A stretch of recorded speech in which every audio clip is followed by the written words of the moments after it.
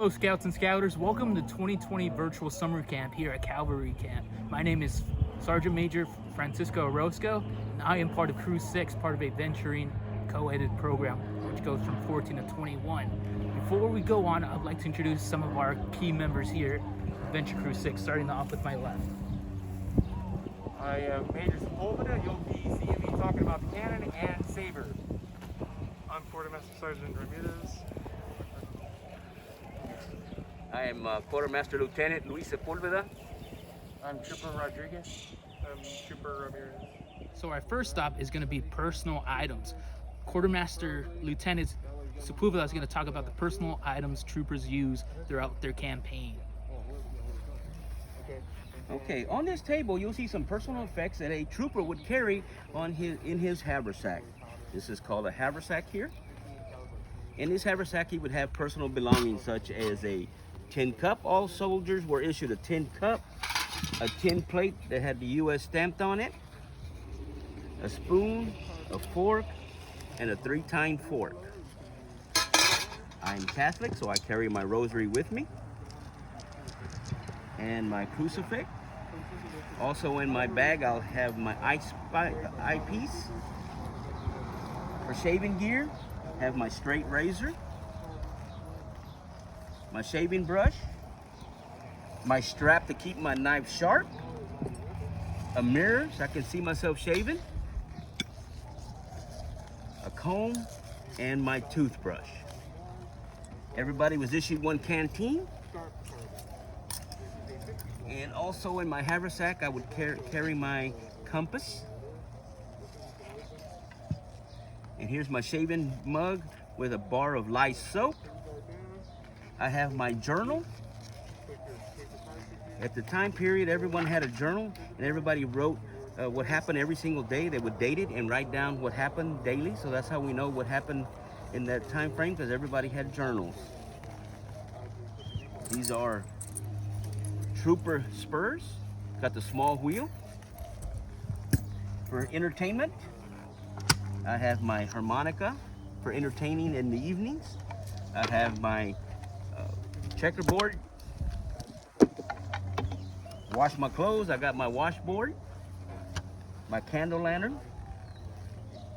And each trooper was issued one wool blanket with a black stripe on it. And this wool blanket is actually a saddle blanket to use with my horse. And over here is a few other items that we have. A period tomahawk, a Bowie knife. In this little tin container, we have our flint and steel. Here's our striker, and we have some flint for fire building. And I have extra kindling and more pieces of flint in this bag. And these are period handcuffs. And we have a case for our rifles. Hello guys, our next stop is going to be Uniform Basics with Trooper Ramirez and Quarter Sergeant Ramirez. And here they are. Hi, what I am wearing right now is a Civil War era uniform. This was worn during 1858 to 1872. Let's start off with the sack coat. This is a 4-button sack coat. It's made out of wool. This was issued. We got the cape. This is issued, and mine has cross sabers on it, and Trooper Ramirez can tell you why. So if you have cross sabers and yellow stripes on your trousers, that means you were cavalry. If you have a cannon and red stripes on your trousers, that means you're artillery. And if you have a bugle and blue stripes on your trousers, you are infantry. Okay. Hi, what I am wearing today is an 1880 style uniform that was worn in campaign out in the Southwest. We have khaki cotton pants with a cotton blue shirt trimmed out with the yellow piping to represent the cavalry. And also I'm wearing a slouch hat. On my slouch hat I have cross sabers made out of metallic thread with the hat cords, which are also metallic, which represents that I am an officer because they are metallic threads on the cross sabers and on my headband. And this is called a slouch. A slouch hat on the outside did not have the dimples like a regular cowboy hat. It's rounded out on the outside, as you can see here. This was worn during campaign out in the field, but this would be a field dress here. After 1874, the U.S. Army went back to the plain sack coat with a 5-button instead of a 4-button, and using cotton trousers versus the wool sky blue colored trousers. And Sergeant Francisco Orozco was wearing a short waist jacket that was worn during the Civil War, all lined out with the piping yellow for the cavalry on the sleeves and around the trim of the edges of the jacket. And he's wearing a pecan colored hat that was also issued during the 1880s. That is a slouch hat from the 1880 era, wearing the Indian Wars red and white hat cords. Our next stop is going to be communications. I'll hand it over to these troopers. Okay, in the time of the Civil War, all the way through the Spanish-American War, the only way to communicate, there was no radios. So we had signal flags, Morse code.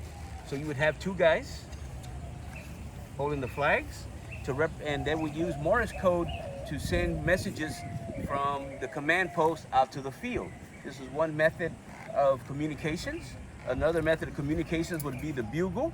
The bugle would tell you when to wake up in the morning, when to go to breakfast, to lunch, for dinner, when to lower the flag, when to go to bed. Also in the field, it tells you when to charge, when to retreat, when to regroup. And also the drums is the same thing, can be used to carry messages. Up next, we have our cannon basics with our major. Welcome everyone, I am Major Sepulveda. I'm here to talk to you about our field or signal cannon. This is a small 3-pound cannon. First thing I'm going to show you today are parts of a cannon, the implements, which are the tools to operate the cannon, and different other tools that they would have used to load the cannon. And at the end, we'll do a small little run through of how you would have loaded a cannon. But starting off, like I said, this is a signal cannon. This would have been used by a cavalry unit on campaign. Campaign is when they're out in the field. So something small that they can use to scare off the enemy, normally Indians, since we're covering the Indian Wars. If they were back at garrison at the fort, this would have been propped against the flag by the colors. That way they can use that to signal in the morning with the flag raising. This is a small 3-pound cannon, brass barrel.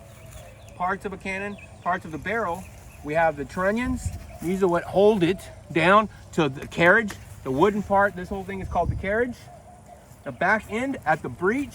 The breech is at the back of your cannon where the round sits. This is called the cascabel. And this part comes from old cannons that were used on naval ships. So the ropes would tie around it, and that way it wouldn't slip. And this is called the cascabel.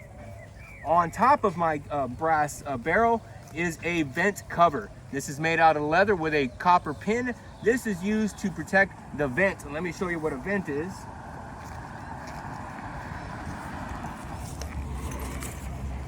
A vent is at the hole. Vent means exactly what it is, right? A hole, right? To give it air. Okay, so what this is used for is this is where you would put your percussion cap. And I'll show you percussion cap here in a minute, but this is our vent hole, our cascabel, our breech, which is the butt of the barrel, our muzzle, which is the front of the barrel, our carriage, obviously our wheels, and then tools that we would use to load the cannon. First one you want to have is going to be a worm. It's got a screw on it.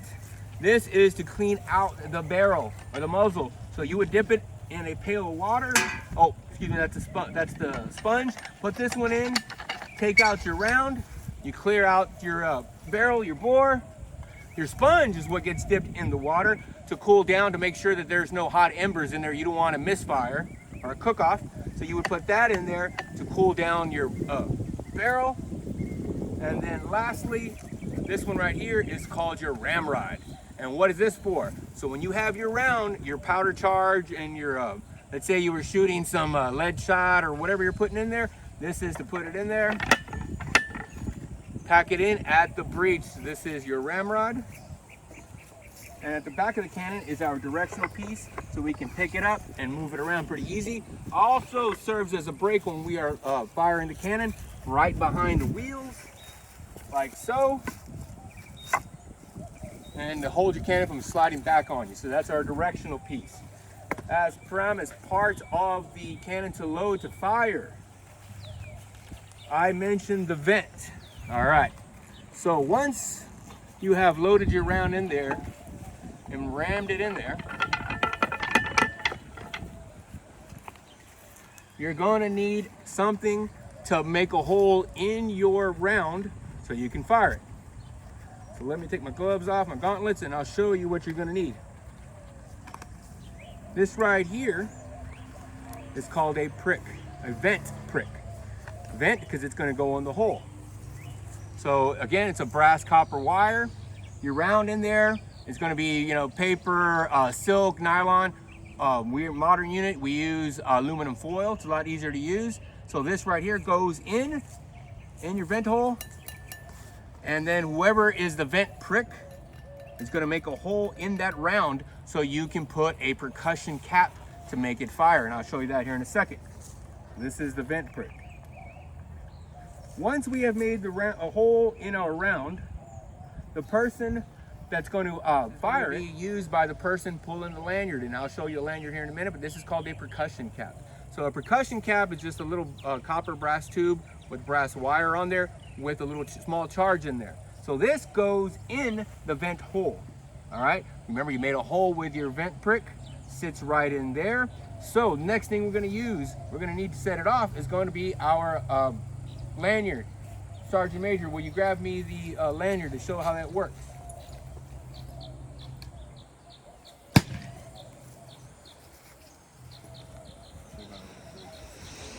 All right, so this right here is called the lanyard. Still used, modern Army. Before they used this, what they would do was with a fuse, and they would light it with a stick that had a fuse on it.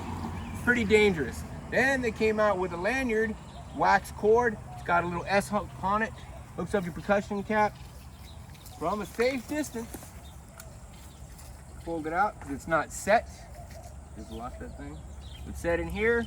You pull it from a safe distance, and when you're ready, live fire, you pull it, you're gonna set off your charge. All right, then you would clean your cannon and you're ready to go.